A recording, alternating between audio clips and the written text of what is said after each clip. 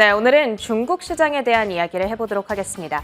마켓 모버스 코너로 돌아왔고요. 오늘 제가 준비한 주제는 중국 증시 급락 충격, 저가 매수 vs 빠른 손절.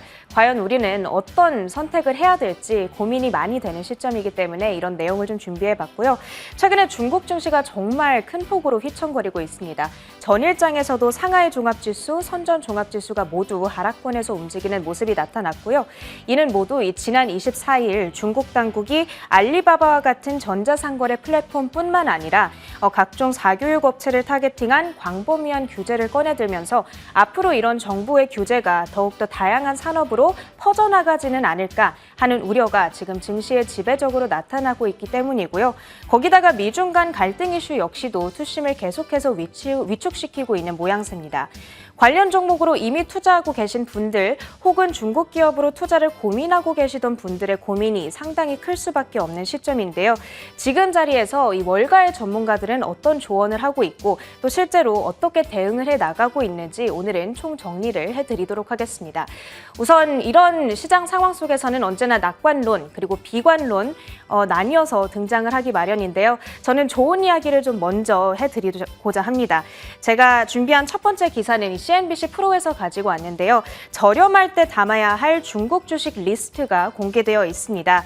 시장이 떨어지면 늘 저가에 매수할 기회를 찾자는 낙관론이 나타나기 마련이죠. 미국의 리서치펌 얼라이언스 번스타인에서 이런 의견을 내놨습니다. 진짜 시장이 하락하자 마치 정말 기다렸다는 듯이 선호주 리스트를 공개했는데요.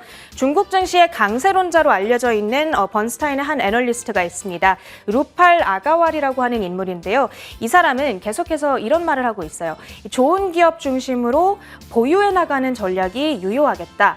고품질 주식들을 어느 때보다도 저렴한 구간대에 매수할 기회가 제공되고 있다라고 말하면서 이 고품질 주식, 하이 퀄리티 스톡스라는 표현을 계속해서 강조하고 있는데요.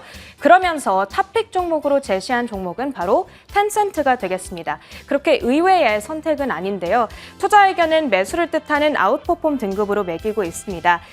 장기적으로 가져가야 될 인터넷 관련주로 이만큼 좋은 종목이 없겠다라고 이야기를 하고 있는데요. 그 이유는 경쟁업체에 대비했을 때 훨씬 더 적은 비용을 들여서 위챗으로 신규 가입자를 지금 잘 영입하고 있다. 이런 회사의 능력을 굉장히 인정을 해주고 있고요. 그리고 이커머스 시스템이 지금 굉장히 잘 구축이 되어 있고 앞으로 여기를 통해서 광고 사업을 확장시켜 나갈 수 있기 때문에 광고 매출이 확장될 거라는 기대감 역시도 작용하고 있다는 이야기를 하고 있습니다. 사실 이 텐센트의 경우에는 중국 당국의 반독점 규제에 직접적인 타겟이 된 기업이기 때문에 우리로서는 걱정스러울 수밖에 없는 게 사실이죠. 그렇지만 이로 인한 영향은 굉장히 일시적이고 단기적일 거라고 긍정적으로 평가를 하고 있습니다. 장기적으로 봤을 때에는 이 기업 자체의 구조적인 성장성이 매우 견조하고 밸류에이션 역시도 충분히 매력적이기 때문에 이 기회에 주도주를 담아보는 게 어떻겠냐는 조언을 해주고 있습니다. 이렇게 탑픽 종목 먼저 확인해 봤고요. 그 다음으로 번스타인이 선정한 종목으로는 징둥닷컴도 있었습니다. 투자 의견은 매수를 뜻하는 아웃퍼폼으로 역시나 매겨주고 있고요. 여기서는 하반기 가이던스가 긍정적이라는 평가를 전해주고 있습니다. 앞서 징둥닷컴에서 하반기 실적에 대한 강한 자신감을 내비쳤기 때문에 이렇게 평가를 하고 있는 것으로 보이고요. 그리고 징둥닷컴의 경우에는 지금 중국 정부의 규제 압박 속에서 상대적으로 다른 기업보다는 유리한 위치에 놓여 있다. 규제로부터의 어떤 압박이 상대적으로 적다는 부분 역시도 긍정적으로 평가하고 있습니다. 그리고 향후 몇 년간 견조한 이익 성장이 예상된다는 부분까지도 짚어주고 있습니다. 그 밖에도 이 기타 선호주로 4가지 종목이 더 있었습니다. 첫 번째로는 세계적인 태양광 업체로 보셔야 되는데요. 융기 실리콘 자재라고 하는 기업이 있습니다. 이 중국이 2060년까지, 즉 지금으로부터 약 40년 이후까지는 탄소 배출량 제로섬 달성을 현재 목표로 하고 있다고 합니다.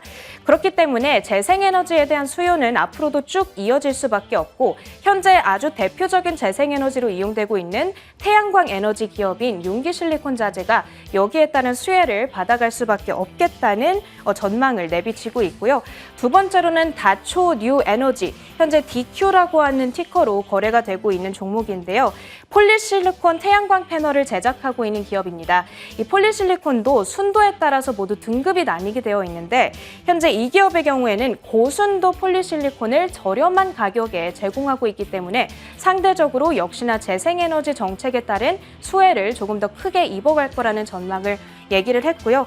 그 밖에도 이 가전기업인 메이디 그리고 칭다오 하이얼 역시도 선호주로 제시를 했습니다. 자, 오늘 제가 준비한 좋은 얘기는 사실 여기까지고요. 이제는 비관론으로 좀 옮겨가 봐야 될 것 같습니다.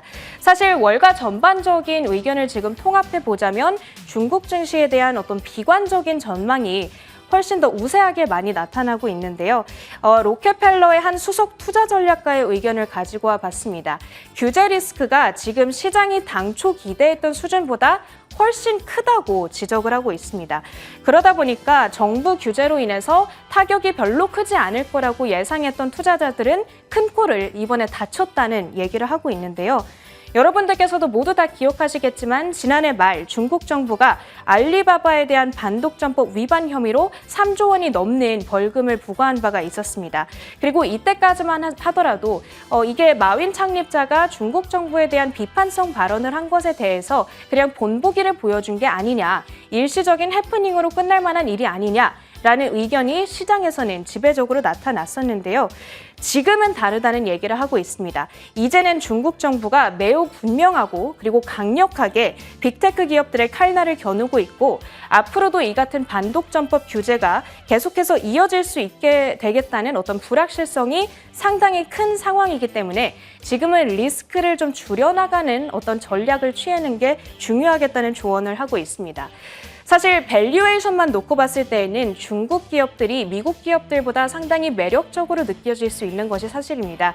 당장 동종업계인 아마존닷컴과 알리바바를 비교해 보자면 아마존닷컴의 PER이 현재 70배 수준에 머물러 있는 데 반해서 알리바바의 PER은 23배에 불과하기 때문에 밸류에이션이 상당히 매력적인 어떤 진입 구간대를 만들어주고 있지만 그럼에도 불구하고 지금은 규제 리스크에 대한 불확실성이 훨씬 더 큰 상황이기 때문에 이 리스크를 최소화해 나가는 전략을 중기적으로는 취해가자는 의견을 주고 있습니다. 그 밖에도 이 월가의 투자 그루들은 그렇다면 어떤 대응 전략을 취해가고 있는지 궁금해서 찾아봤는데요. 때마침 이 돈나무 언니로 불리는 캐시우드가 중국 주식을 대량으로 매도했다는 소식이 최근에 전해져서 또 정리를 해보려고 합니다. 2월까지만 하더라도 아크인베스트 ETF에서 중국 주식이 차지하고 있던 비중이 8% 정도가 있었습니다.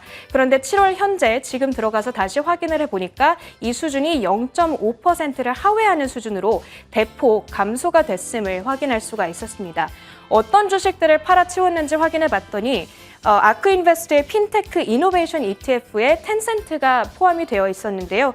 이 텐센트의 주식을 63만 주, 4천만 달러가량을 매도를 해버렸습니다. 한화로 하면은 약 461억 원 규모가 되겠고요.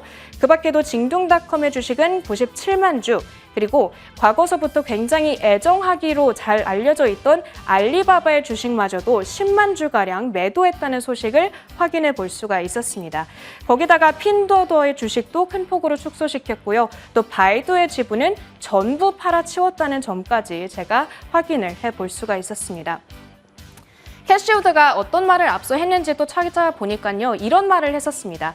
중국 정부의 규제 조치에 따라서 지금 중국 기업들로 투자하는 메리트가 크게 떨어져 있는 상황이다. 그렇기 때문에 중국 기업들에 대한 전체적인 가치 재평가가 굉장히 필요한 시기이다. 이런 말을 했었고요. 이달 초에 했던 말입니다. 그리고 나서 이렇게 중국 주식을 대량으로 매도하는 움직임을 실제로 실천한 모습을 저희가 확인해 볼 수가 있었습니다. 여기까지 중국 주식들에 대해서 조금 비관적으로 바라보고 있는 월가의 의견까지도 정리를 해드렸습니다. 오늘은 제가 이렇게 중국 주식에 대해서 지금 어떤 식으로 대응해 나가야 하는지 고민이 되는 투자자분들을 위해서 월가에서 나오고 있는 조언을 낙관론과 비관론으로 나눠서 좀 설명을 해드렸는데요. 저는 아직 번역되지 않은 외신 기사들 위주로 전해드렸습니다. 하지만 지금 한국말로 번역이 된 좋은 기사들도 많이 있으니까요. 여러분들께서 이 중국 증시에 대해서는 계속해서 추가적인 공부를 해 나가면서 대응 전략을 세워보시는 게 좋을 것 같습니다. 오늘 마켓 무버스 시간은 여기까지 하도록 하겠습니다.